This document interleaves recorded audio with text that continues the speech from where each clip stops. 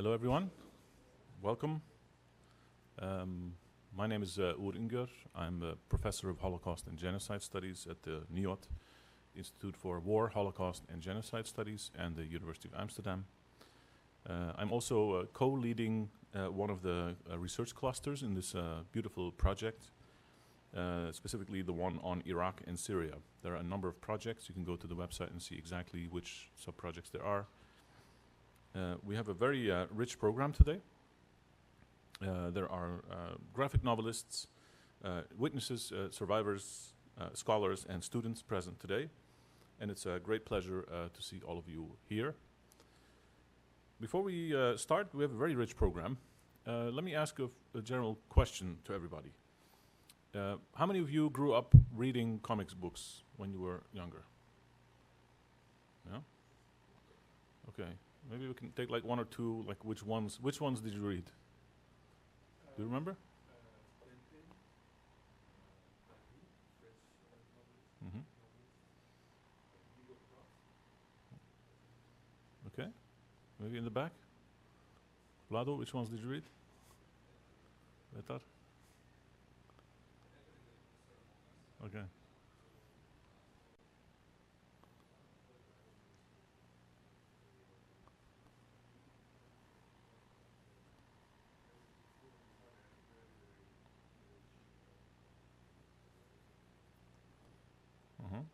Okay, so we all kind of grew up with them. I think most of these hands were up. How many of you still read them now? That's almost more hands than the one before. That's kind of interesting. That's good. No, that's exactly good. Then you really came to the right place today, because when I was in high school, we had to write book reports. Right? You read a book, you write a report or review. So what I did is I took an extra thick issue of the Donald Duck, and I took it to my Dutch teacher, and he looked at me and he laughed it off. He said, "There's no substance in this." He literally said that. Hier zit geen inhoud in. And many years later, I became interested in Syria, in studying the conflict, and I began studying Arabic. And it's a book called Al-Kitab fi Ta'allum al-Arabiyya. It's a thick, really good book. And the book had this exercise in it. So this is from the page. This is a page from the book, where the point here is that it's basically a comic on events in the Arab Spring. But this is basically any country in the Arab Spring. And you had to provide the captions in there in Arabic. So I had to think about my high school teacher then. Not only was there lots of substance and content in this, of course, but also by providing the captions, I kind of became a comic artist myself. So I thought that was really interesting. Obviously, what you see here is you see demonstrations, and then the police or the militias, whatever, come beat people up. There are funerals, and that galvanizes the social movements. Now we have a very rich program.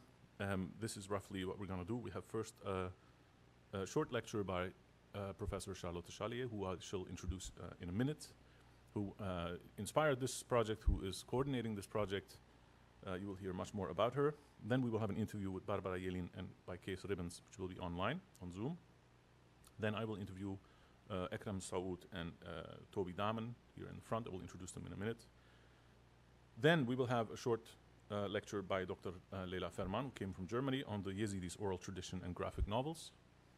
And then finally, we have a panel moderated by Kees Ribbens, my colleague from NIOT, in which we can open it up to kind of broader topics, and we will end with a Q&A. Professor Charlotte Chalier is a professor of Germanic Studies and chair of the Department of Germanic and Slavic Studies at the University of Victoria, Canada. For those of you who don't know, that's on Vancouver Island. It's absolutely beautiful there. Her teaching and research interests include memory studies, visual culture studies, and graphic narratives, teaching and learning about the Holocaust, and genocide and human rights education. She has published widely in this field and edited the graphic novel But I Live, which portrays 4 Holocaust survivors. She's a project lead in this vast project and co-director of the Survivor-Centered Visual Narratives Project. It's my pleasure to introduce Professor Chalier. Charlotte.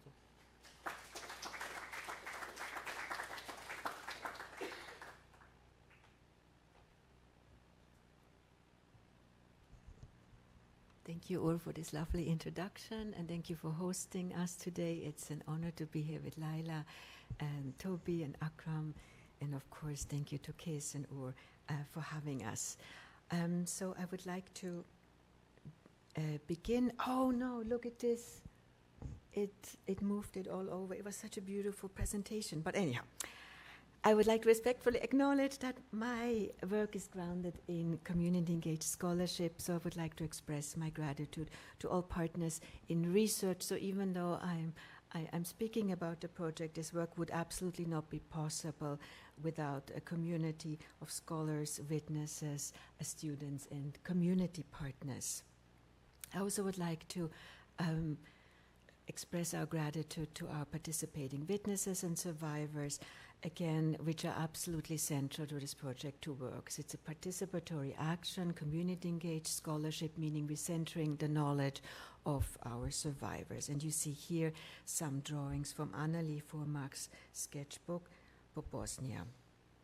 Here I've listed all of our partners, NIOT, of course here in Amsterdam, partners are in Europe, they are in North America, and in many countries, including academic institutions, including NGOs and centers of research and learning.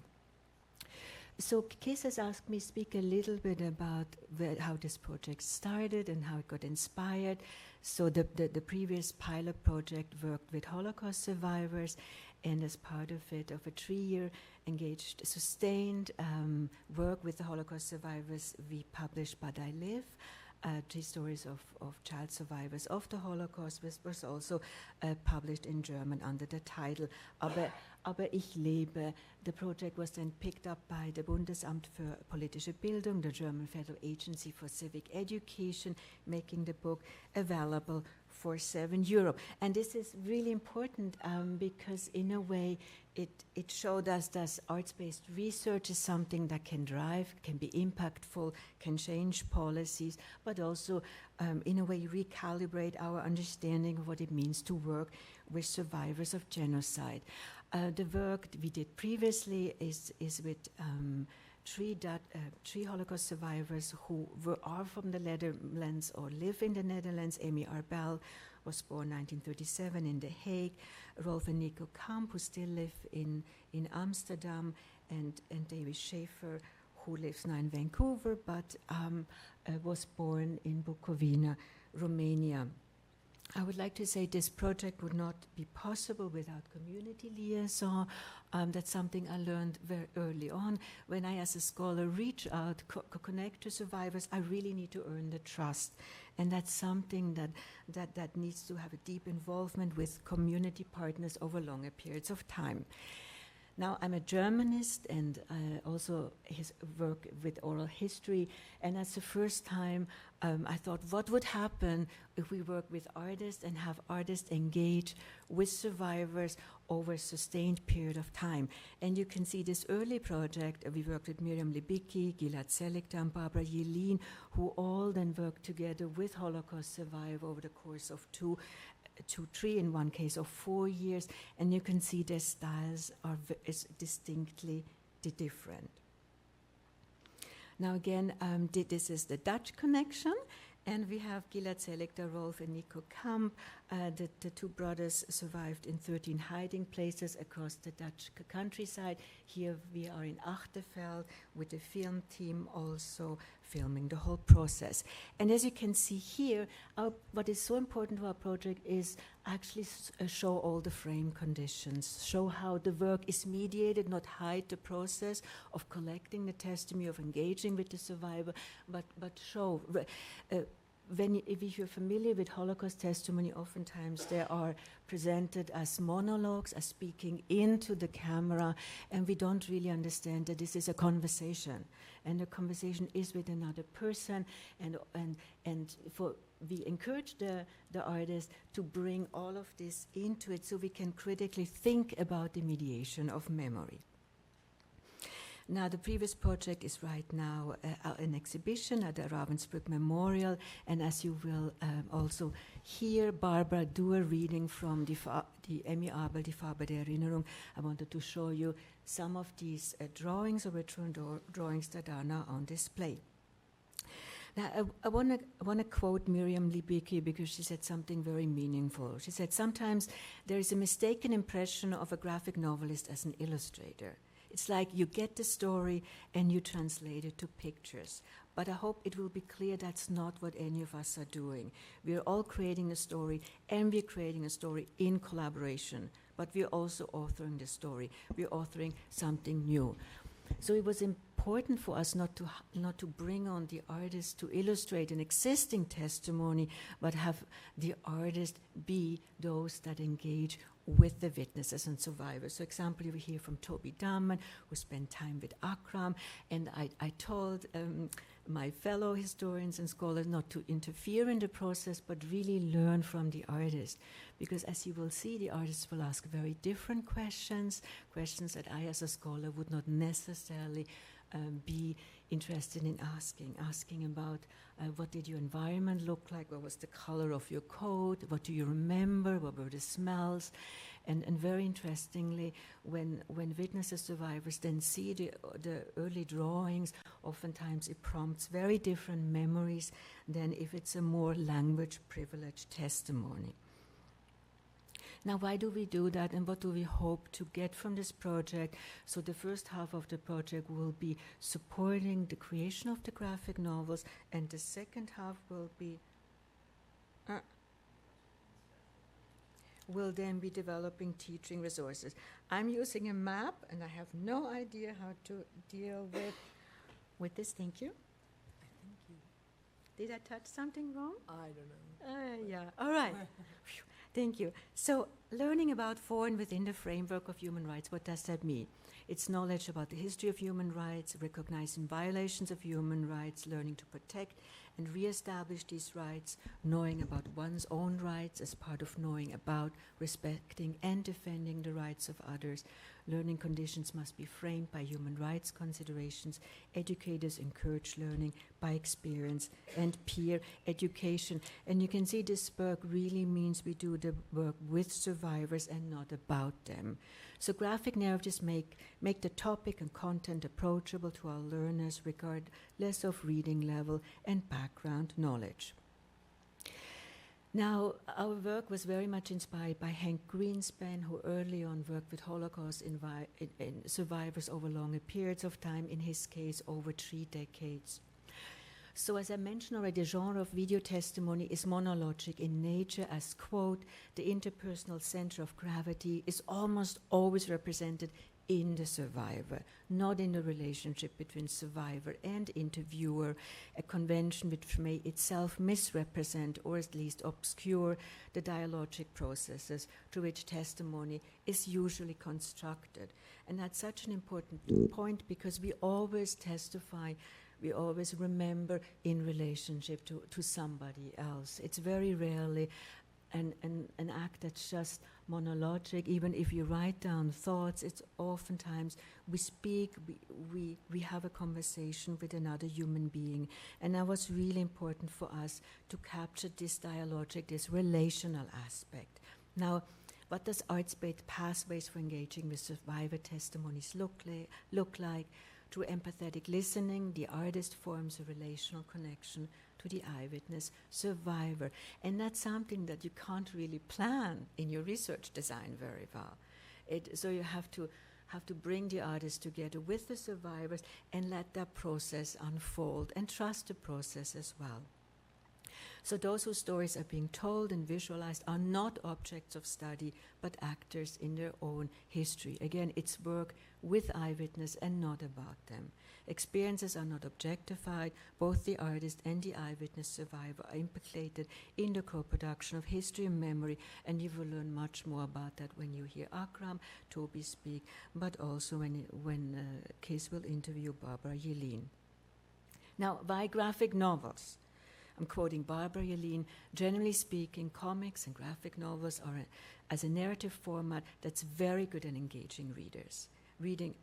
a work that combines pictures, dialogue, narrative text, and informational text that have to be linked together in readers' minds requires them to make an active contribution to the process.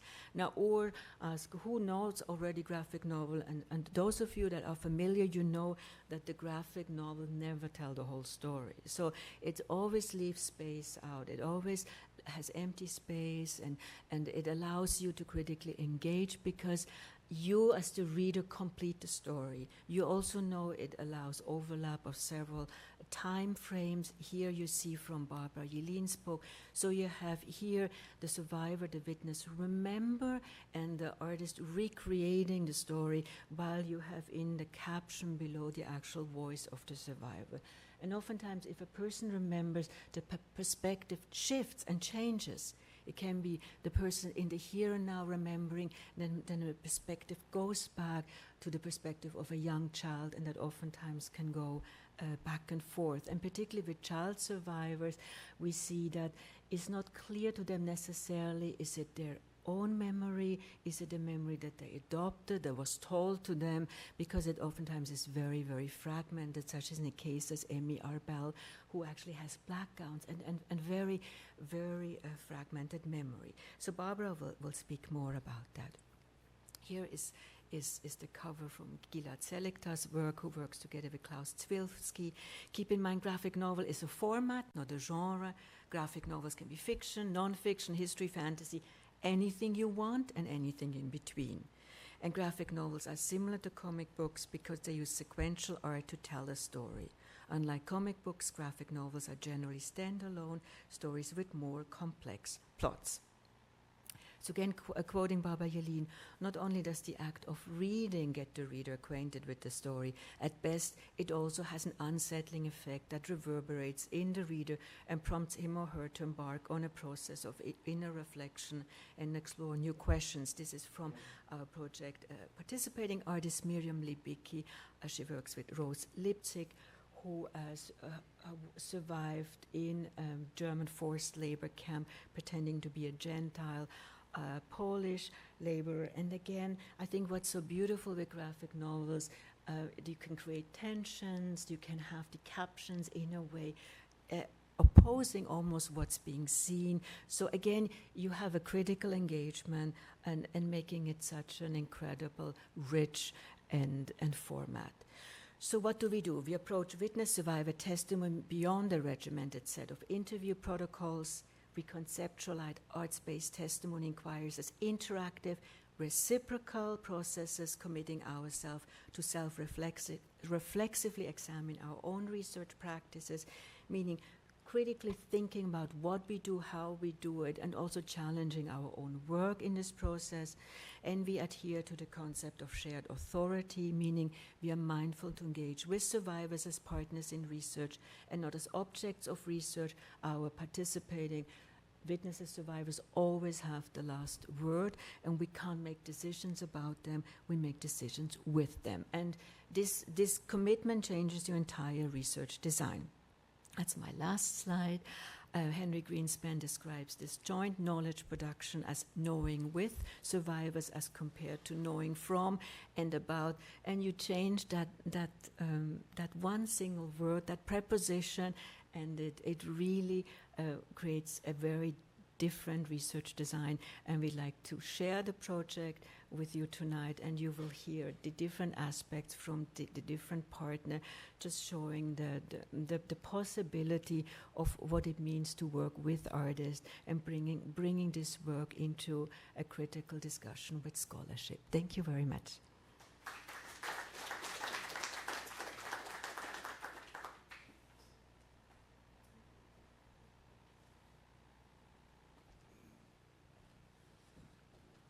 Thank you very much, Charlotte. We will have time in the Q&A to ask your questions and also in the reception afterwards. Let's move on with the second part, for which I will first introduce Kees Ribbens and Barbara Jelin. Barbara Jelin is a German comics creator who has won several awards in Germany, including the Max and Moritz Prize and the Ernst Hoferichter Prize. She studied illustration at the Hamburg University of Applied Sciences and graduated in 2004. She published various graphic novels and contributed to But I Live, published by the University of Toronto Press. Her presentation of the memories of Holocaust survivor Emmy Arbel was recently continued in her latest book, Die Farbe der Erinnerung. Professor Kees Ribbens, my colleague at the NIOD, is a historian who also works at the Erasmus University Rotterdam. He has a keen interest in the ways in which wars and genocides are remembered and represented. He has published in that field, and he's also an avid reader of graphic novels. And when I say avid, I mean really avid.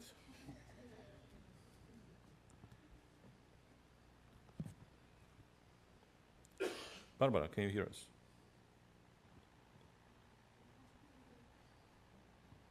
Can you hear me? Okay, great. Hi, Barbara. Welcome. Well, I don't think there's no more need to... Oh.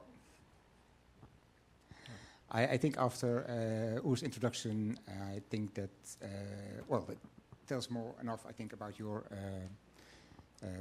products, your career, your creations. I would like to start by showing the book, Die Farbe der Erinnerung, which will also be published in English as The Color of Memory, which is based on the interviews that Barbara has had with Emmy Arbel. But I think before we do so, you would like to give a small reading of the book. Am I correct? Yes, can you hear me? Yes, we can hear you, loud and clear. Okay. I will start, thank you for having me today. I will start with a short reading from the book and will share my screen. Yes. So can you see the image? Yes, we can see the cover Yes, now. wonderful. The cover is in German, but the reading will be in English. And maybe let me start with some words about Emmy Arbel. With Emmy Arbel, I met for the first time in 2019 already, and we had several and many conversations about over 4 years, the last 4 years. We are still in contact.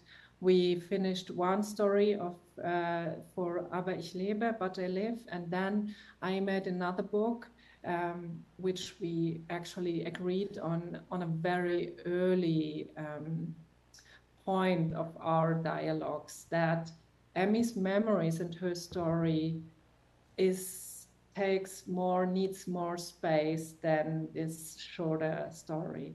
So I created this book, which is a book on its own, and I, worked together about it with Emmy together. I will do a short reading for 5 minutes and then we can speak about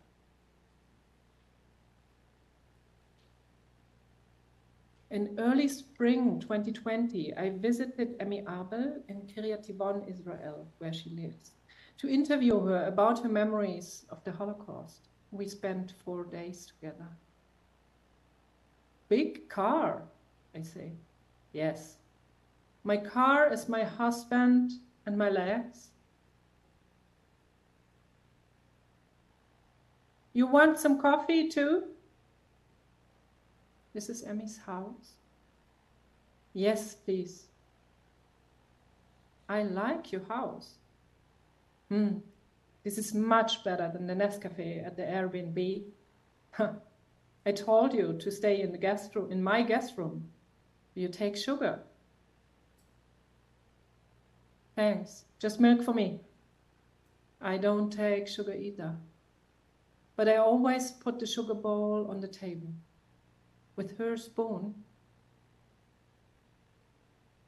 I don't have anything else from her. It was in her house. She touched it. And now I touch it. Only the spoon. Click. And nothing else.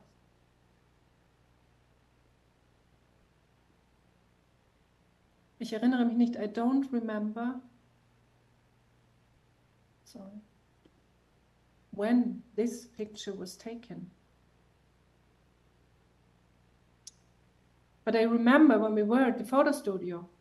I think that my dress was blue with white and red polka dots. And I look happy, don't I? Smile, young lady. Flash. Beautiful. Can you please put back the penguin back with the other toys? Thank you. I was born in Holland. My family was Jewish.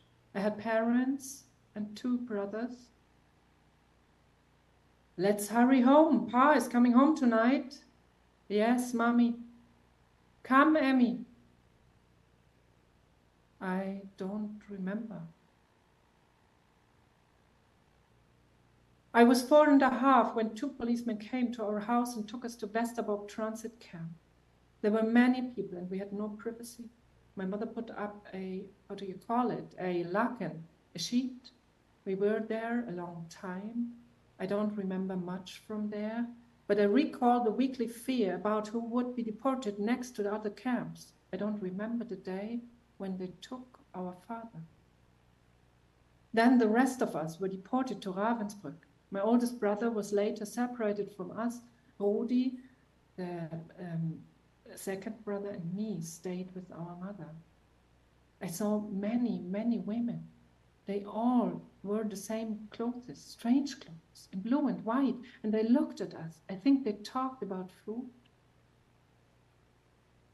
I remember all kind of voices in the night, all kind of women who were crying. Oh, oh. I remember that I was hungry all the time. It hurts to be hungry. It really hurts. It hurts in your stomach. I remember that it was cold and rain and snow.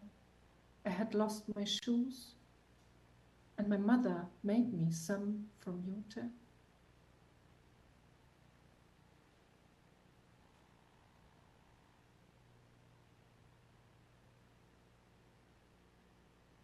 Death was among us every day. Knock, knock. Ah, there are Oli and Neria. Come in.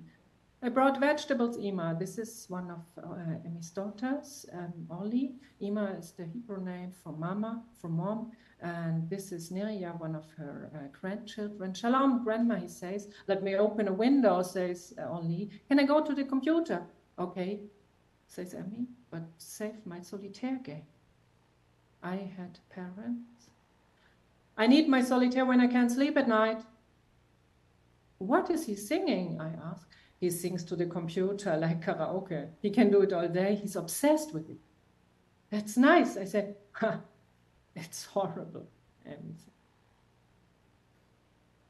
when I was his age, we had just arrived in the kibbutz in Israel. I saw other children and I always felt that I'm different. I couldn't sing. I couldn't dance like they do. Never.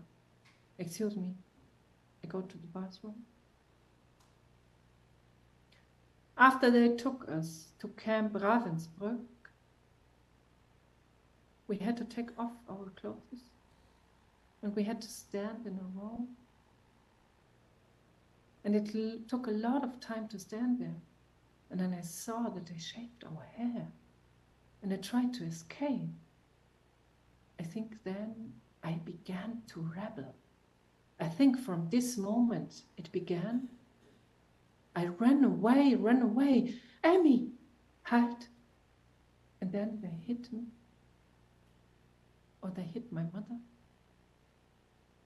I think both of us. And then they took off our hair. Let's go out for a coffee. Okay. Leitraut, Neria. Once, one of my daughters cut her hair very, very short. I don't remember if it was Orly or Tammy. I thought I would begin to cry. They didn't do it again. Over there, this is the cafe where I want to go to. Today, many young people, they shave their hair on one side. They make good coffee. For me, schrecklich. Oh no, it's closed. Let's look for another place. What about the cafe over there? Huh, that's too crowded for me. I told you, I don't like to be among many people, and I need to sit near the door with my back to the wall. I remember us standing for hours. And my mother fainted. You know, even as a child, you learn quickly how to survive. I knew I must stay standing. I should not do anything. Because I knew if I'd go to her, they would shoot me. And I was afraid. I was so afraid that she was dying.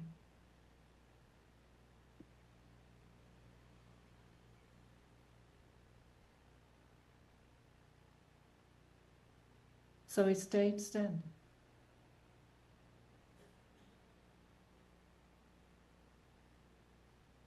Another scene.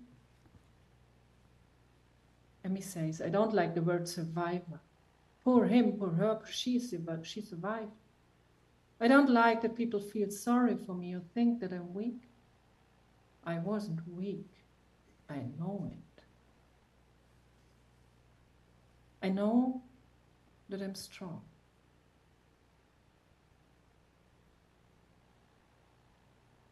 Thank you. Thank you very much, Barbara. It's very touching, it's very rich. I mean, it's about then, it's about now, it's about there, it's about here. It's about forgetting, not forgetting, remembering, not remembering. It very much made me wonder about the suffering, the trauma of the Holocaust. It's often associated with what is unspeakable, with what is fundamentally not transferable to others.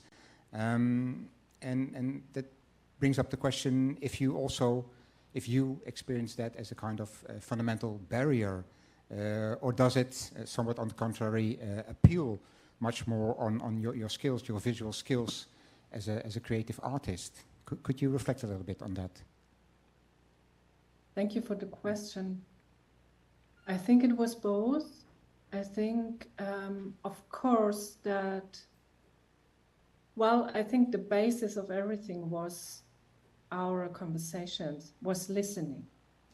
And in this aspect of the conversation, there were many important parts, and there were, of course, the words that Emmy said. And I tried, I think you could see it a little bit in the presentation, that I tried to put the actual words of Emmy, the direct dialogue, parts of them directly into the graphic novel, because her words were very, I think, strong, very clear, and intensive, sorry. And at the same time, I think another part of the conversation have been the silence, the pauses, the breaks, the cigarettes in between, the taking a breath, and the not speaking was also part of her narration. And so I think that we both tried, I think that I tried from the beginning to include these not speaking parts into the narration, into the graphic, into the drawings. And I think that, of course, graphic novels, comics have with these panels, with the form, that somehow we can frame actually the unspeakable. We can frame, we put a line around it. We make a space for it, for the breaks, or for the non-memory, for the trauma, for everything that could not be said, or for the gaps, for the empty spaces, which is always part of comic. But now we can really show things. And I also tried by drawing to show, maybe you have seen it a little bit, I think, some images that are maybe abstract. I have things, Flächen, layers that are showing something, but you have to interpret it. Yeah, I combine it with words. It was like a puzzle of memory, putting pieces together. And of course, in our conversations, there have been barriers of Emmy Abel herself when she stopped talking, when it was heavy to speak, when it was difficult to speak, and that is part of the dialogue. But at the same time, because we had, I mean, the biggest present she made me, I think, was giving me so much time with her. So we had the time. We could talk about the memory, but we could also talk about today, about the present, about the coffee sometimes, about we could take a walk. And I think all this was so important for making this work together. And did that match with your initial expectations? I mean, you were already a comic creator for about, 15 years, I guess, when you started on this project. Now you're very much emphasizing, of course, all the things that can hardly be said, can hardly be made explicit, that can hardly be visualized. Did that match with the expectations when you started this project, or did you more have an idea that, okay, even these unrepresentable things could be or should be visualized within the intended graphic novel? I surely not expected that this would be such a long journey together, so that we spent 4 years for the project. Of course, not always. We took breaks in between, and they have been necessary also. But the story of Emmy's life there were many elements, so much to tell, and it was we very quickly understood. I very quickly understood that it is not right only to focus her memories of the traumatic part of the Holocaust, but also to understand or to listen to what does this for her whole life. How would she deal with it? How can she live with it? And what is about her family about? So it was the possibility to include all these elements. To come back to your question, I think I never tried to expect many things, because my way of going into a story is always the way of process.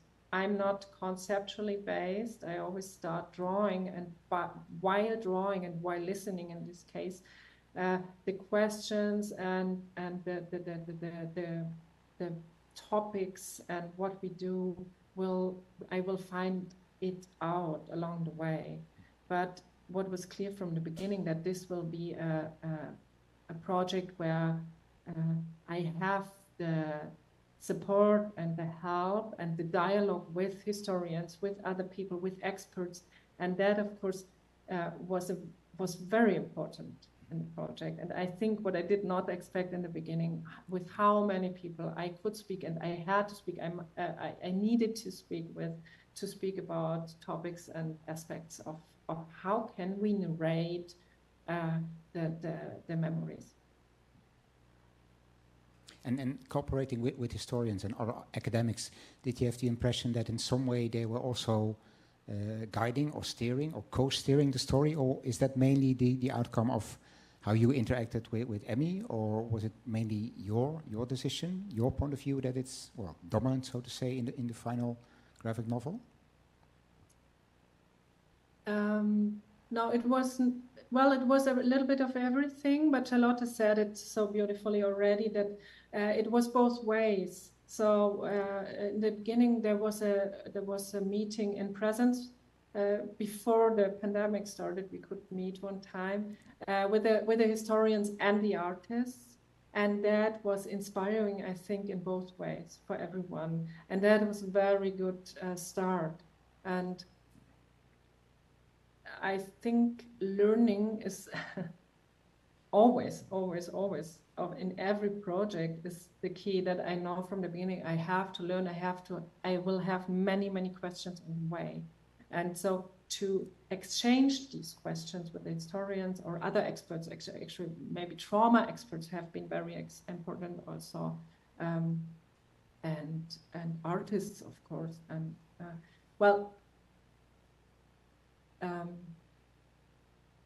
I think the basis of everything is the drawing. So Emmy told me something. Emmy told me her memories. Then I tried to depict it. I tried to draw it, to sketch it. And then I showed her my sketch. And then on the way of sketching it, I realized that I have many more questions. This is what we find out when we draw. there's a lot that we don't know yet, and we want to find out. And then I addressed the questions to Emmy, and Emmy answered. She said, well, this is right, this is wrong, this I don't remember. Please go to someone who knows it and find it out, research it. And that was the way. So it was all the way, I think, kind of collective work, where we addressed questions to each other. Okay, thank you. Well, I think it's truly fascinating. What I will remember from this conversation is the importance of, well, listening and learning, as you just underlined, but of course also, well, taking time. It simply requires time, which is less obvious than we sometimes expect it to be. Time is also one of the things that I have to keep track of here, so I'll have to finish the interview right now. But thank you very much, and we'll go on to the next session of this event. Thank you, Barbara Jelling. Thank you, Kees. Thank you, everyone.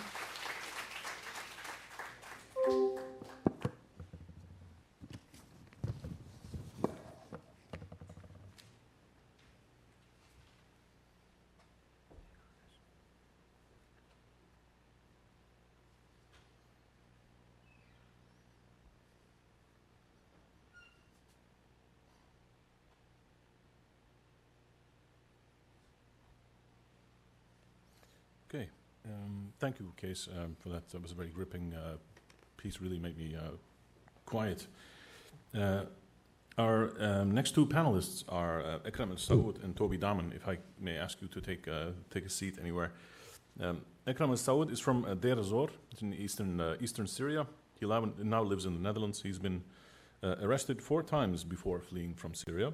His longest detention began in March 2010, before the revolution, and lasted for 9 months. At the time, he was a student at the Faculty of Architecture at the University of Aleppo, one of the largest universities in the world.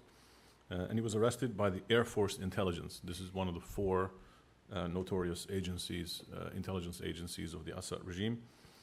After the revolution broke out in 2011 March, he was arrested 3 more times, came to the Netherlands 2016. He participates in this project with Toby Damen. Toby grew up in Wesel am Rhein. He studied visual communication in Düsseldorf from 1999 on. He's been working as a comic artist and illustrator. Since 2008, he lives in Utrecht. His 2015 graphic novel, Fahrradmode, published in German and Dutch, won the Rudolf Dirks Award in the category Best Scenario. His new graphic novel, Columbusstraße, eine Familiengeschichte, was just published by Carlsen. I just held the book somewhere there. It is somewhere, if you want to take a look at it, it's over there at some point. Before we start, me and Ekrem, just very briefly how we met. Of course, in the context of this project. But me and Ekrem already know each other for quite a while. We met in Zaandam on a very sunny day in 2016 when he was still in the AZC in Zaandam. And we sat down there and we talked for hours until a relatively unfriendly waiter came up to us and made us feel really uncomfortable. So I started arguing with him, and then in the end we just felt uncomfortable, we left. So then I emailed the cafe later. I said this was very inappropriate and uncomfortable. And it turns out that the customers who were sitting in the cafe were upset by the topics that we were discussing, namely massacres and bombings and torture in Syria. So that was the explanation. That was the explanation of that. Here is us meeting in the NIOT with Toby drawing. And here are some of Toby's drawings. So here on the left, that's me and Ekrem, just for you. That's me on the left. And Ekrem on the right. Thank you also, Toby, for making us look very young and with better hair and no circles under our eyes and look like a Greek philosopher. So Toby I met at the NIOT through this project, and here on the right is a storyboard, there's a rendering of that meeting, which was very honest. He says he was late, which is very un-German, and me saying no worries, which is also very unlike me, very forgiving. Yeah, I'll sit over here. There are a couple of other slides here. For example, I'll just leave this one on here.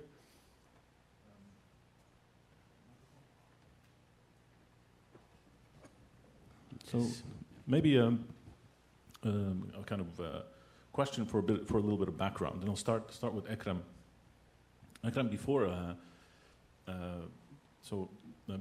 2011, when you were growing up in Syria, how familiar were you with graphic novels or with comic strips? Was there a scene in Syria like that? I have to say they exist, but they weren't, let's say, available for all people or something. But yesterday I was telling Charlotte and Toby about we had only one, let's say, graphic novels, but it's being how to say it, published almost monthly. So it's called Al-Arab al-Saghir, Little Arab or something. It was coming from Al-Kuwait, and it was also, so they send it to many, when I was a child I enjoyed it a lot. But living under Al-Ba'ath Party, you don't have a lot of this kind of options or entertainments or, But I have to say that I liked it. It was more, but it was more a little bit, there were funny things, funny stories, but also it was about politics, history of the region. You can get it from the name, Al-Arab al-Saghir, so, yeah. So that was my experience. And maybe for Toby, to what extent were you familiar with the situation and conflict in Syria since 2011? Like, what were your impressions and experiences in that regard? Not too much, I have to say. I think like anyone else, following the news. My wife went to a refugee camp on Lesbos to help them, and she told me some stories. So I think that was the first connection that I got to the subject. But of course, the other thing that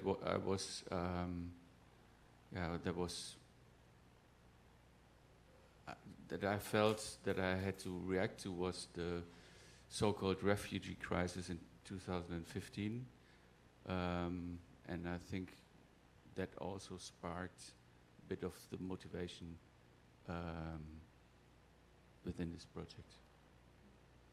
Because at some point there were about 800,000. By now it's over 1 million only Syrians who came into Germany, for example.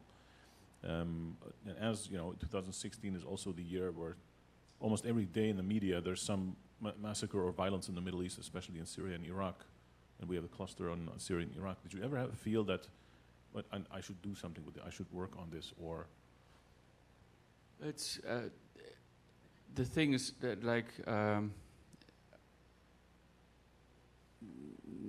was mainly busy with autobiographical stories, and the new book is in a sense the first one that's not autobiographical.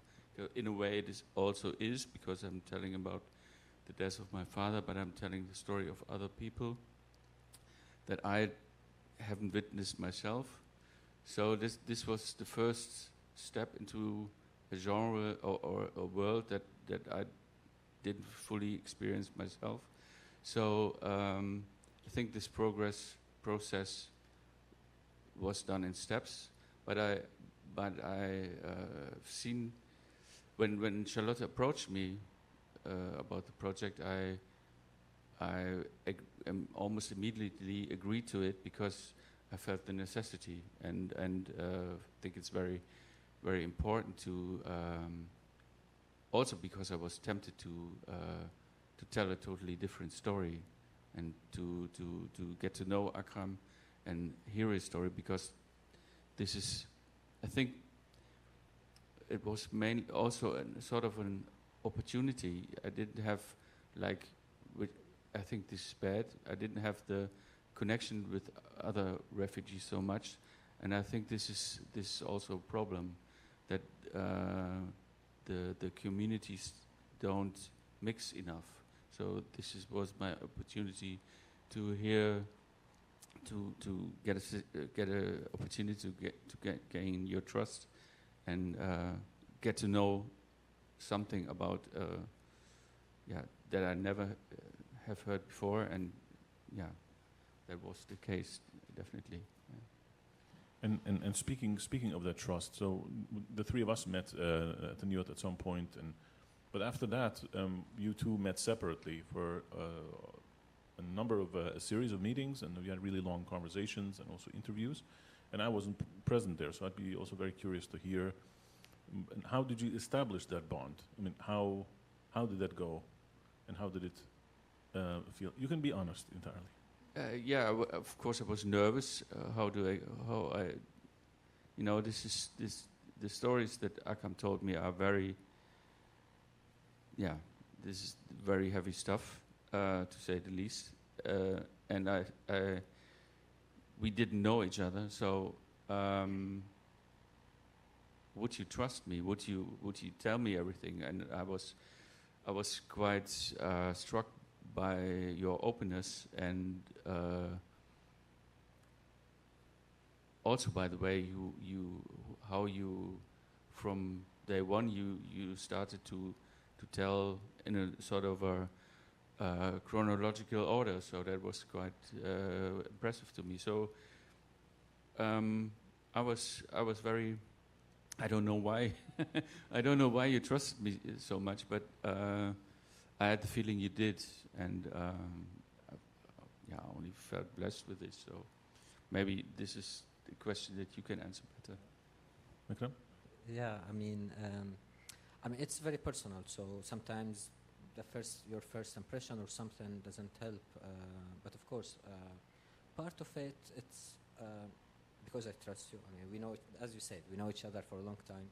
The idea, I mean, you are the one who introduced to me. I mean, I had in the beginning to accept the idea itself. So, would I like to be a part of this project? Why? Is it worth it to tell the story again or to be published? So I had this discussion before, and then later, after I met Toby, the important thing was for me, I mean, I remember in the first meeting at NIOT, and also the second one for us alone, the important thing was that I felt that I'm able to share or to express my feelings about everything. So I can be about politically, this is very important for me. What do I believe in? What did I do in Syria? I mean, the things that I, for example, consider, I mean, the idea of, I mean, I was in prison because of the revolution, for example, because of my political ideas, and to be able to express them freely and to be respected in that way, I felt that that encouraged me, of course, to be open about my personal story. So for me, it was, I wanted to start from the general point of view about Syria in general, especially the political side. And from that point, we moved to the personal level, the personal story, and what happened also in the prison. So they often say, all politics is personal, right? So what you already mentioned, and how do you, maybe a question to both of you, how do you balance, let's say, the bigger picture of, this is a country of 24 million people, 12 million of them are displaced, half of those are out of the country, 600,000 plus dead. So how do you compress such an enormity, or how do you give context actually to a personal story with such a big, massive destruction going on in the country? With the stories that I drew, I always had the feeling that I didn't intentionally do it at first. My much light-hearted book that I drew, I got the reaction. This is also, it was an autobiographical story. People were reacting like this is also my story because I witnessed the same surroundings. I grew up also in a small town in the same years. So this is, I can relate. And I think by drawing one story, you tell a lot of stories, because the things that Akram witnessed there are so common, unfortunately, that it's automatically about a lot of people. So I guess, and time will tell if when the final pages are all done, if you truly recognize yourself in it. But I think a lot of other people will recognize themselves, because it doesn't only portray him, it also portrays the system. What do you think? I completely agree. So yeah, I need to go back to the first, the one I said. I mean, I had to discuss that with myself also in the beginning. I remember asking you, why me? I mean, why you met? I mean, for the oral archive, I think you met a lot and you heard a lot of stories, and I believe that many people. I mean, I'm one of those people. I think 3% of Syrians' population are killed during after the revolution. 30% are refugees. I mean, now we have 100,000 people forcibly disappeared. So, and many of people who fled Syria, they were in prison at least one time. So why me? I had to discuss that. I mean, why me? That was the most thing that I was thinking about. But as Toby said, I mean, at the end, you need to predict the horror. We were discussing yesterday the word, the horror, al-fadhiya. And this is what we witnessed in Syria. And this word, I took it from the Syrian writer Yassin Haj Saleh. And he said that maybe for the Syrian diaspora, they need to have this kind of dialogue about how to represent what we witnessed accurately. And maybe literature and art could be a good method for that. And yeah, so after thinking of all those things, and it's just a small story, but it can also be connected to a lot of Syrians who are still in Syria or who fled. Because I remember we talked many times about, you know, in the past, let's say 8 to 9 years, about there are already so many images of violence in Syria, right? So there's this video that proves that, and then there's that picture, that you know, that atrocity, etc. So it's actually the piling on of the images had the exact opposite effect, in that at some point people became numb, or they lost their empathy. So what would be the added value actually of a graphic novel of one person who was in the Syrian gulag, in the prisons? Yeah, I think what graphic novels can achieve is that they are really they are very easy to open up. Of course, you can, and you just roll into the story. That at least that's what I want to achieve. But also, if it's done right, you can also relate better to the people. When you see a documentary, you see someone telling his story. You are more the listener. But when you read a graphic novel, you have to participate in a way. You have to connect the pictures, and with that, you're part of the story, and that makes you much more, I think, and I hope for, much more empathetic. So this could be a way, because you are reading and continuing the story by yourself, by your own eyes. It puts you in the position in a way. Yeah. I think I need to use the words that Charlotte mentioned before. Like, I think the reader will fill the gaps, but also, I mean, through drawings, I think, for example, the word jail or prison in Syria, it means totally different thing for people here, and even for some neighboring countries, I mean, around Syria. But prison in Syria means something totally different.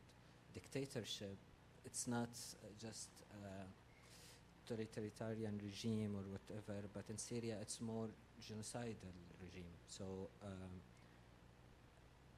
what a cell mean when when you when you talk about cell in Syria and translate it, or just use this word, it will be a little bit misleading without seeing a real picture of what kind of cells you have in Syria, how, the dimension of the cell, or how many people are in the cell, and things like this cannot be understood without visual materials. And yeah, graphic novels, I think. all of that. I think, maybe one more question, final question maybe to Ekram. I think, you made it clear what your expectations are and for what this graphic novel should achieve. Do you think that once Toby is finished, do you think if it would be translated to Arabic, like what impact could it make, for example, in Syria or in the Middle East more broadly? In Syria, it's. People are still living this situation. So maybe in the future, yes. To keep the memory for the new generation, of course, it will be very helpful. But for the current situation, people are still in prison. They are still being imprisoned, released. And Syria is a prison, so in general. My story is about the prison, being in prison for 4 times.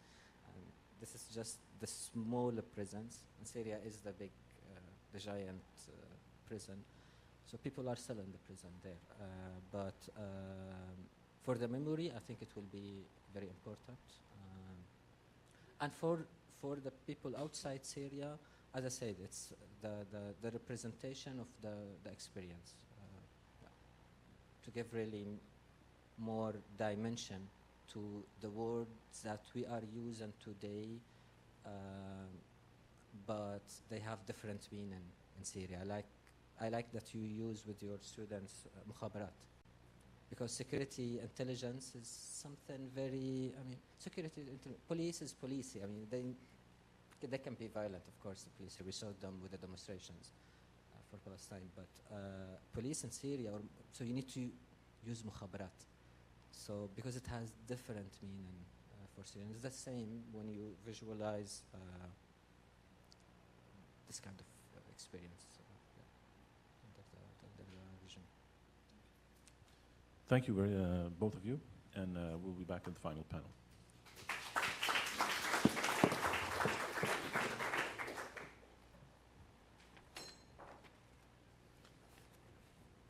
Then it's now my absolute pleasure to introduce Dr. Leila Ferman. She's a political scientist based in Germany, focusing on human rights, genocide, and the Middle East. She's currently leading a project called Ferman, a documentation and education project on the Yazidi genocide of the Stiftung Niedersächsische Gedenkstätten. In that project, many Yazidi survivors were interviewed about their experiences with the 2014 genocide by ISIS. Leila, the floor is yours.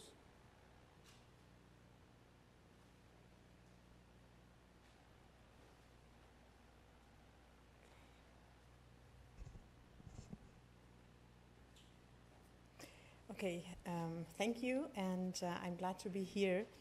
Well, I am involved and I support the interview with the Yazidi survivor. That's why I'm here. And I would like first to start with a few characteristics of the Yazidis as a group, because this might help us to understand the challenges we face when we think of a comic on the genocide. Let me start with a few general sentences about the Yazidis. Who are the Yazidis? The Yazidis are an ethnic group.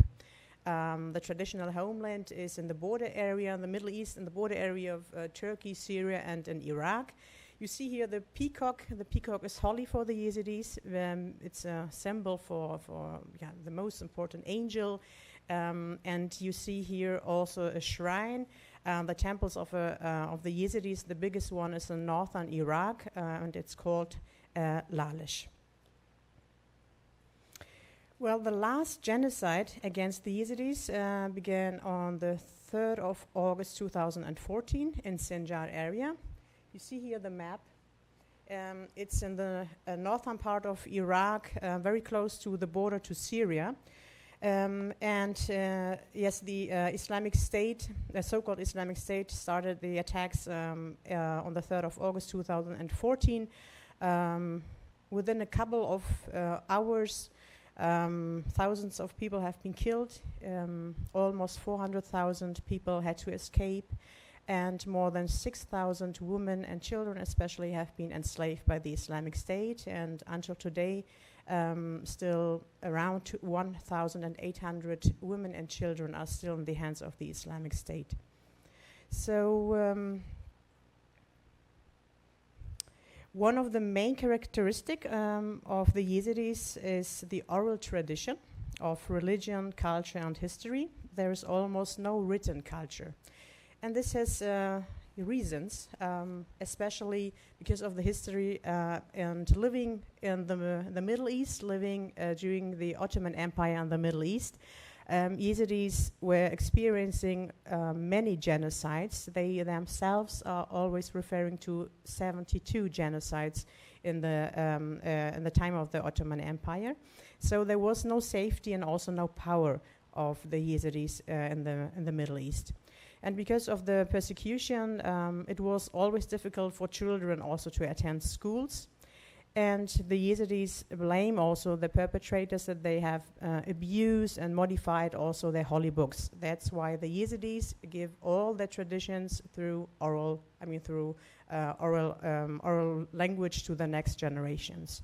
And in general, this is not only the case for the Yazidis, but for people and groups also living in the Middle East, and the lack of secure statehood, and therefore there is not a very big belief and documents, yes, because of their experiences and their history.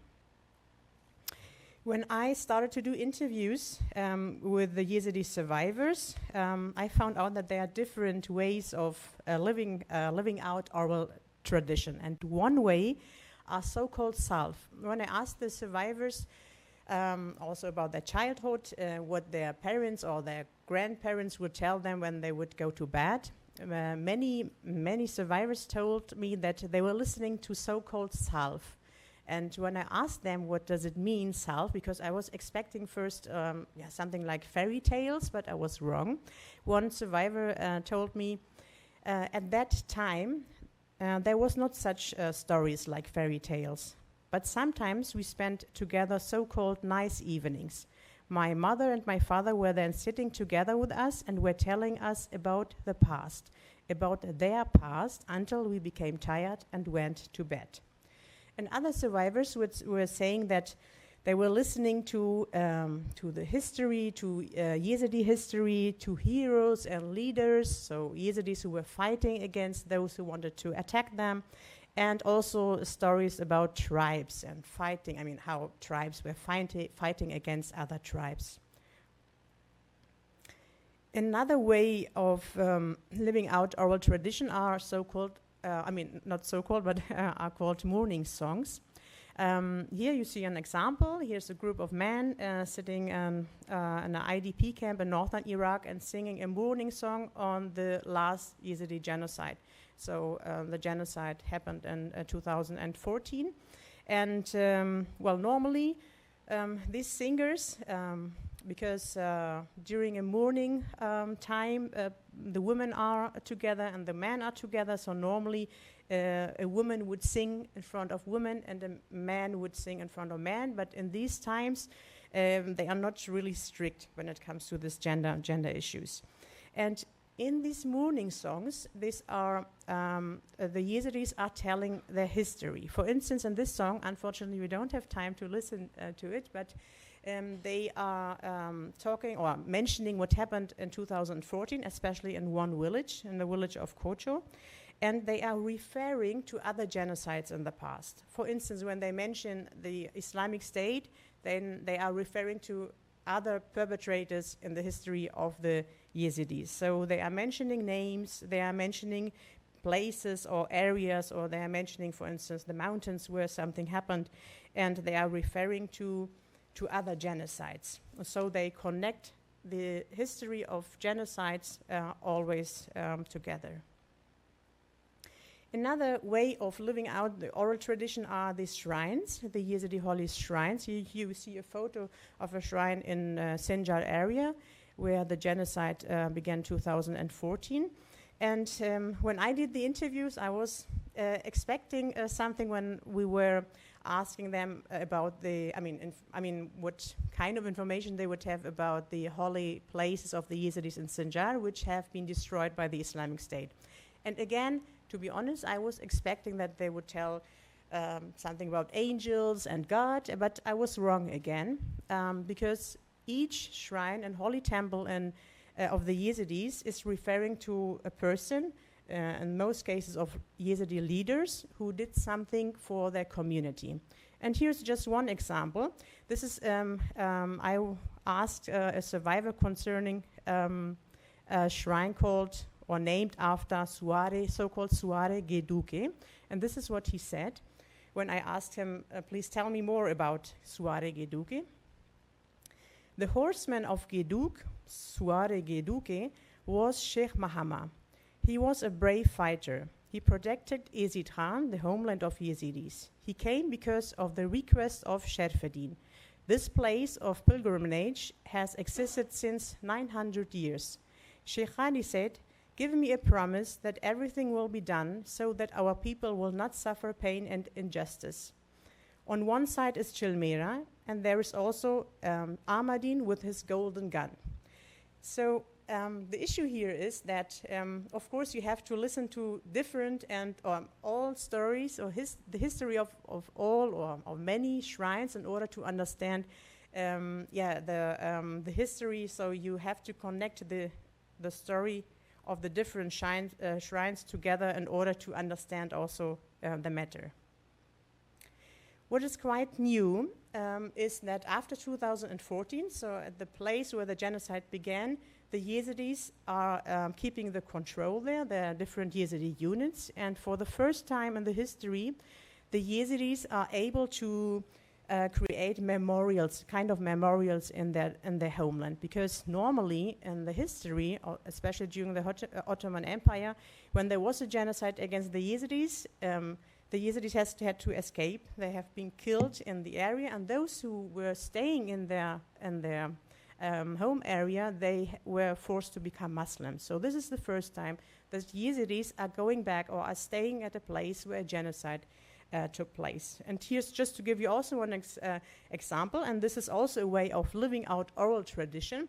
You see two graveyards. On the left, the graveyards for those who have been killed by the Islamic State or in fighting with the Islamic States or by Turkish drones, for instance. And on the right side, you have a graveyard in Kocho. Maybe you heard of Nadia Murad. This is the village of Nadia Murad, and this is also became a symbol. I mean, this is a mass. There were different mass graves in the village, and this graveyard, for instance, is today also became a memorial for the community. Then you see a sculpture of Mother Guli. Mother Guli was fighting against the Islamic State. She wanted to protect her children, and she became then very famous. She has been, because she was also then killed by the Islamic State. And then you see a painting of Sheikh Khiri. Sheikh Khiri was also fighting against the Islamic State. And if you go to Sinjar, you see these kind of memorials, and this will remind you of what happened in 2014 and afterwards.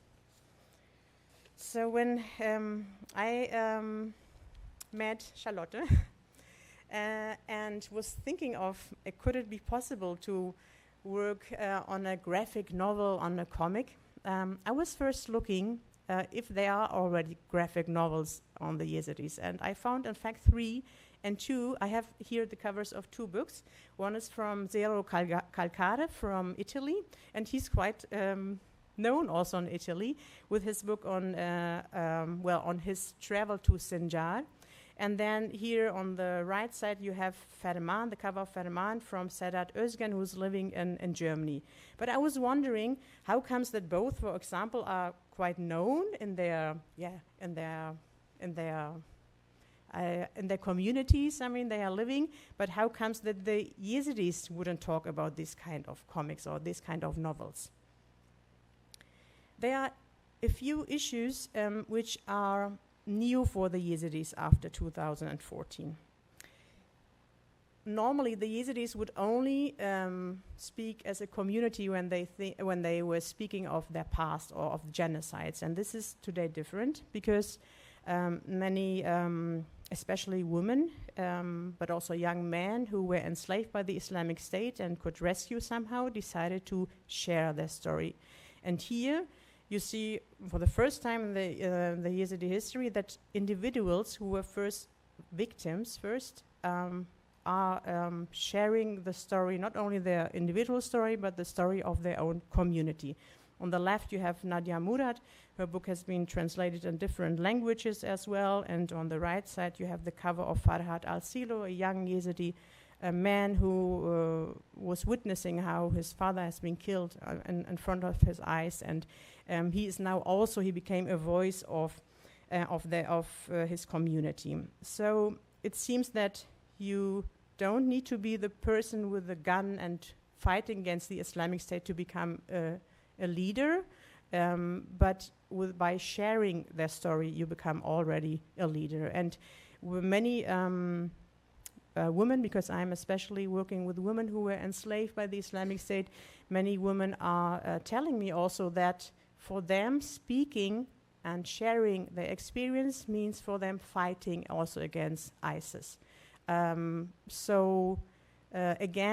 when Yazidis were normally telling, the story of a genocide, they would always refer to the fightings and those who were wearing a gun. And maybe this is also, could also be a challenge because still, there are fightings and there were also fightings in the past, but normally you would today listen to people who were first victims and then become leaders. So this might also for the Yazidi community maybe in the future also become an issue. So why would people only, listen to those who were not fighting and not listen to them, these people who were fighting? But in general, and this is also new, it is within the Yazidi community totally accepted that individuals are sharing their individual story, and by this they are sharing, the story of the whole community.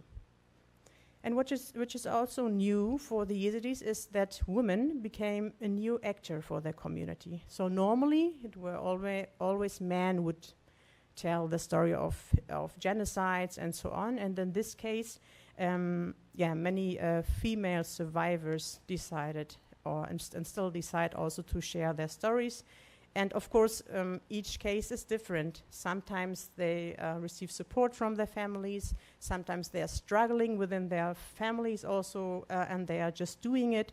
Sometimes they wouldn't mention it also so much in their family. So this is from case to case different. At the beginning, I had two general questions when I started to think about is it possible with a comic and shall I be involved in such a project? Was first, is a comic suitable for telling stories about the genocide? Because normally when I was thinking of comics, I'm not an expert in comics and graphic novels, but I was thinking, well, it's an issue of my childhood, and so is it possible to do this? And then the second question, are graphic novels strange to people from Iraq? Because for me, it was from the very beginning clear that I wouldn't do anything which wouldn't be accepted by the Yazidi community. So obviously, I could in both cases say, yes, it is possible. That's how, and I have to say that I am a board member of Women for Justice, and we are working with Yazidi survivors, so that's why we got in touch, we were part of this project then also, and when we were thinking of a survivor, of course the question is, who shall our survivor be? So are we looking for a man or a woman? Shall it be a young person or an elder person? Shall it be a person who is experienced or not? And which stories are we looking for? Are we only looking for women, for instance, who were enslaved, or would we also think of people who were surrounded, for instance, in Sinjar Mountain by the Islamic State for 7 years? And also, young Yazidi men already complained because they were saying we were also held in captivity, but it seems that no one is interested in our case. It's always, the women, if there's someone invited, then normally they invite women to share their story about rape, of raping, and this kind of experience. And then the issue was also, for me especially, would the survivor be close to us? I mean, would it be possible to meet also face to face, or because I thought also from the beginning it might be difficult only to meet online, for instance, when it comes to such sensitive issues. And how should we find her or him? Well, we had luck, in fact, because a couple of weeks before we talked with Charlotte, there was a young Yazidi survivor. She was held in captivity by ISIS, and she got in touch with Women for Justice and said she would like to share her story, and it's the first time she would do this. So that's why I would say we somehow had luck. There was a young Yazidi survivor, and she wanted to share her story. Still, of course, what is not, because we are at the very beginning of interviewing, there are still open questions, and I think they will all, the answers will become clear in the process. For instance, will the survivor at the end mention her real name in the graphic novel? Because this is this is now not clear. Does she want to be recognized through the paintings and the drawings? Because it's a sensitive issue, we still don't know what else she is going or she want to share with us. So maybe at the end she would say, I don't want to be recognized directly when you draw me, for instance. And also the issue, will she, for instance, share the work we are doing also with her family? Normally we would say, of course, sharing what we are doing, especially this kind of work with the family, is a good issue because she would receive support, but imagine what it means when the whole family is traumatized. So maybe she also would try to protect her family by not telling them what she's doing now. So this is also will become clear in the process, and yes, it's still not clear. When we started to do the first interviews, also other questions came to my mind. I mean, what do we want her to tell us, and what will at the end be covered in the graphic novel?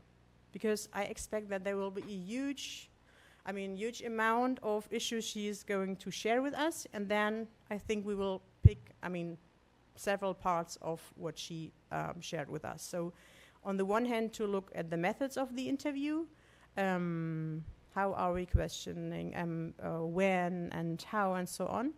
And then also the issue of how many meetings and interviews will there be. So I expect that maybe after a while, I would say there is a trust. There is trust among us, but maybe there's something she wouldn't share now, but later.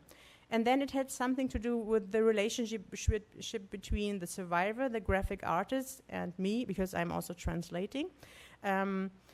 And also the issue at the very beginning, can or should the graphic artist be a man, for instance? Or can it only be a woman when we talk with or when the interview is done with a female survivor? And also, can she or he be a Muslim even? This was also a topic at the beginning, because we know, of course, that the Islamic State is not representing the Islam or the Muslims, but I was not sure at the beginning if the survivor would accept something like this. And then also, while being in the interviews, I realized that, I was not only a translator, not only translating, because I'm also an expert in regard to the community. So this was a cooperation between the three of us. So I was also, for instance, also asking questions and so on. So it has to do with the dynamic also among the three of us. And then I think it's also up to the personal backgrounds of all three of us. yes, the personal background also, and what we expect also, and so on. And then a question also, I think still open, is what will happen to the issues the survivor is sharing with us, and which will not be covered in the graphic novel. And this is also still open. And the next step are the drawings, but I think we still need time until we get to this step. But there also, I'm already thinking, will the first drawings also be close to the survivor's expectation? Because imagine what it could mean, I mean, for a survivor, if she would see the first time, I mean, drawings, and it would be totally different of what she was thinking about. And this would, of course, have an impact on our work. And how well will be the artist and the survivor cooperate to modify the drawings? Because I think for sure there will be, I mean, changings also in the drawings. And how long will it take until artist and survivor are satisfied? And in general, just two other challenges I would say are there. Is the issue of trauma, especially for the survivor. So how is, I mean, the process of telling her story for her also, I mean, which kind of impact will it have on her trauma also, but also of us, of course, listening to it or to make the drawings, which kind of impact will this have for existing trauma, and which kind of, I mean, would it be also maybe possible that trauma is even created somehow in this process? Then I think, especially because we are working with a young Yazidi survivor, she's sharing her story for the first time. I think it's also important, maybe not to advise, and maybe this is too much, but to make you understand also sometimes if she shares something with us, which, I mean, what would it mean at the end? So somehow it is for us not only an issue of telling, I mean, of listening to her story and working of it, but sometimes maybe also to tell her, what outcome would it have be if she would share something or something not. And then there's a challenge definitely of time, because we have a long-term project, and then a short-term experience among the Yazidis, especially among them, and then we have a young survivor, and I think also her living conditions might change very fast. She's now, I mean, at the school, she's visiting a school, so what will happen if she decides to go somewhere else, or if there are other changes in her life? Would this have an impact on the work we are doing together? And yes, so far I think that's it. Thank you.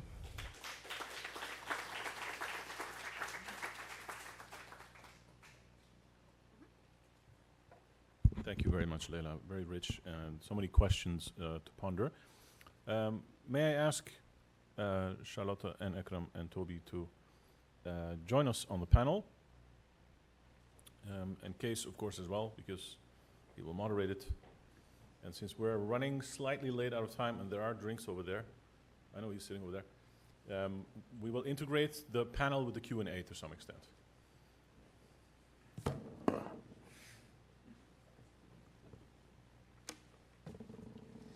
Well, thank you very much. I think we've seen a lot of different and very rich perspectives being combined, also shown the complexity of the whole process or processes in which a graphic novel is or can be created.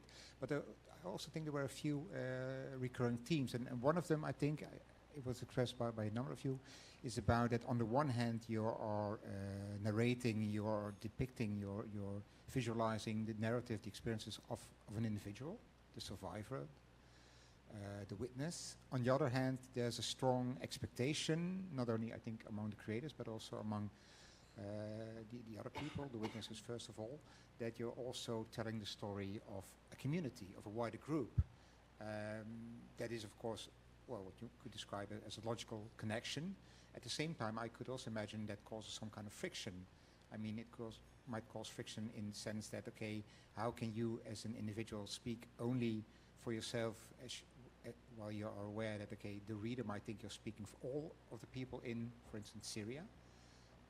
But also, how does that have an impact on the creator?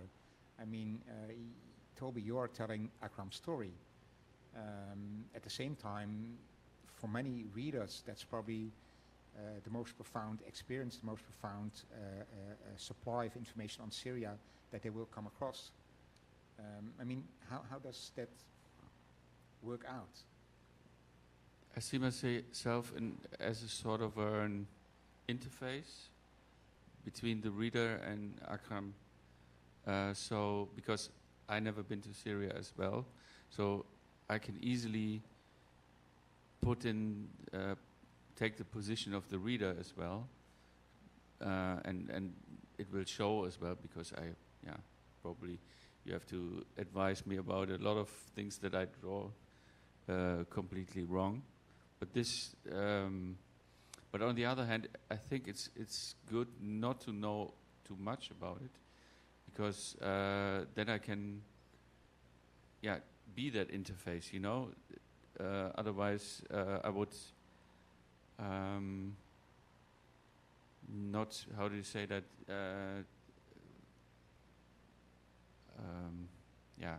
Voraussetzen. How do you say that?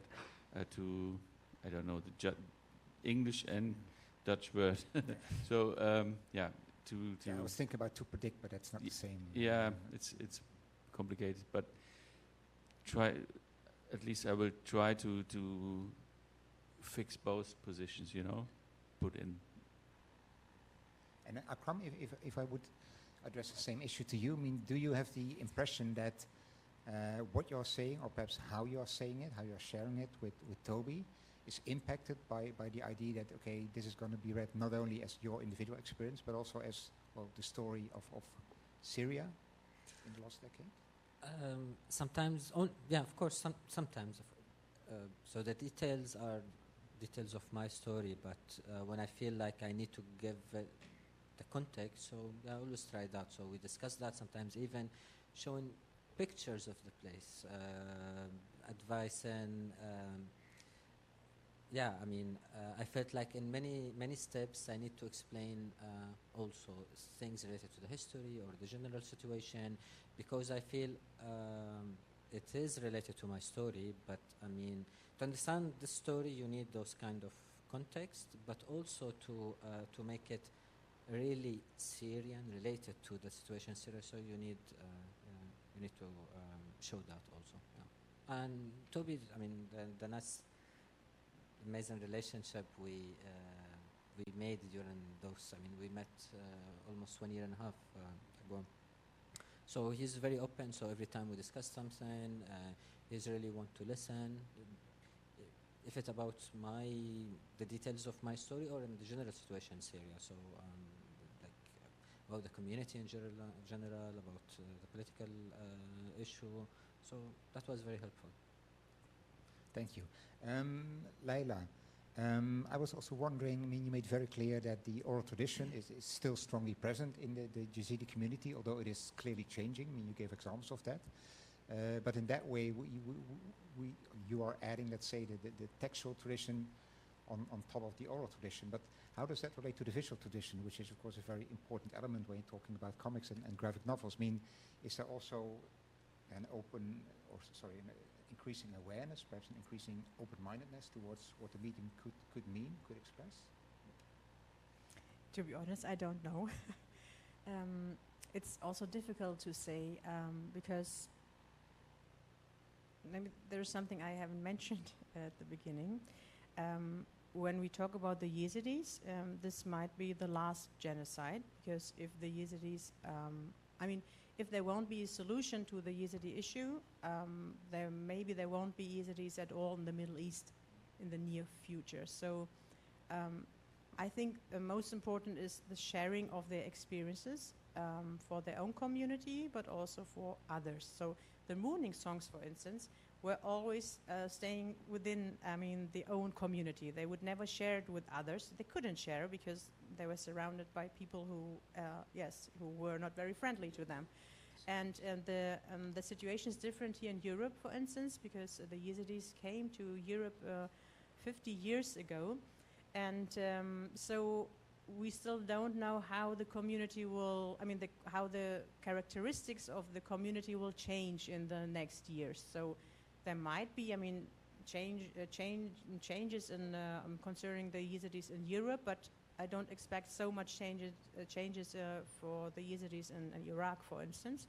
So I think because there are already books of individuals, I think that sharing their experience and their story through a graphic novel, it could only be a positive issue for the community also, and also how they try to make people aware that something like this happened, because they don't want anyone to forget what happened also.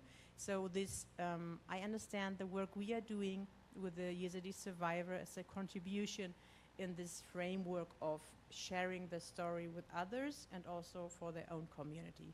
So that's why I think this is one aspect of the whole process. A wider process. Thank you. I would like to open up the floor for further questions or statements or anything that can contribute to our exchange. Are there any questions? As you can see, we do have microphones, but question yet? See a waving hand over there.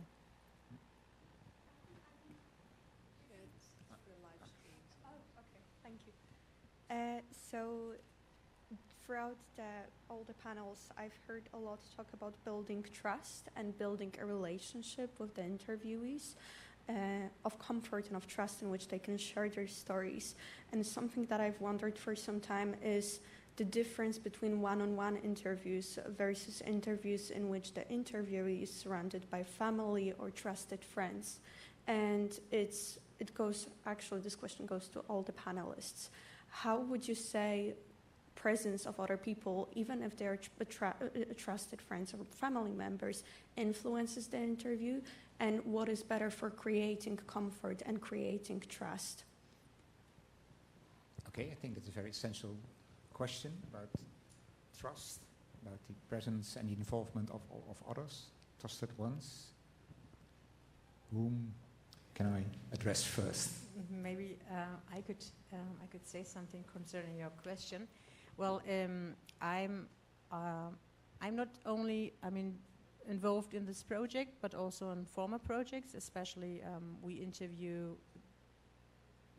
interviewed lots of Yazidi survivors, especially those who were enslaved by the Islamic State for legal purposes. And also there we had this question. So, shall there be someone or not? So, I would say when it comes to my experience, when it came to interviewing someone for legal purposes, I would definitely say this person should be alone there, and only if she wants anyone to be close there, they could be close. But in our case now with the Yazidi survivor and the graphic novel, because we are three, it's so far we are three because there was an issue of language so far. So maybe this could change in the future. I don't know, but I would say. I felt it was a good decision to have me also as a community expert, and not only because of the language, but also a couple of background information which might help to understand which question they could ask, for instance, or yes, if I realized because of my experience also in the past that there should be a break because of this and this reasons, or so I think for now, for the beginning, I think it was better to have us three, and maybe if the language issue will be solved, maybe this would change. But I think yes, I think for us in our project now and in our example, I think it was good that we were three at the beginning. And maybe it's also good to keep in mind that, of course, I would expect it to have some kind of impact, who is present and how many people are present, and of course what the relations are between the people. At the same time, I think that the example that was already shown in one of the comics, that was one of the graphic stories that was part of But I Live. You see how people are being interviewed, how they are being recorded at the same time. I think already creating the idea among the viewers that this is not taking place in isolation, even whether people are present or other people are involved but absent in the same. That kind of awareness, I would suggest is already important enough to make the reader realize that these things, these elements matter, even though it may be very difficult, if not impossible, to establish exactly what the influence might be on the narrative, how it's being expressed and how it's being recorded in image and in text. Any other questions on this topic, or perhaps on a very different element of the use of graphic novels? Yes, I see two hands. Yeah.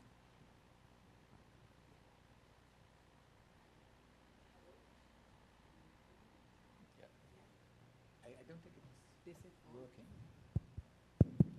Yeah. So thank you all. I had a question for Akram and Toby, and probably maybe it can be of kind of not inspiration, but food for thought for your project as well. I was wondering, so the theme of collaboration, like graphic novels, offer a lot of have a lot of collaborative potential, and what I was wondering is, for example, to what extent you, Akram, had also did you collaborate in the artistic decisions of how to kind of put together the panels, or the page layouts, or how did you collaborate on the artistic aspect of things? Because yes, you were sharing your story, but also how it's visualized, and yeah, so I was curious about that. Thank you. I will start. I mean, yesterday, I mean, the same picture, maybe you can see it again. Toby, yesterday, for example, Toby,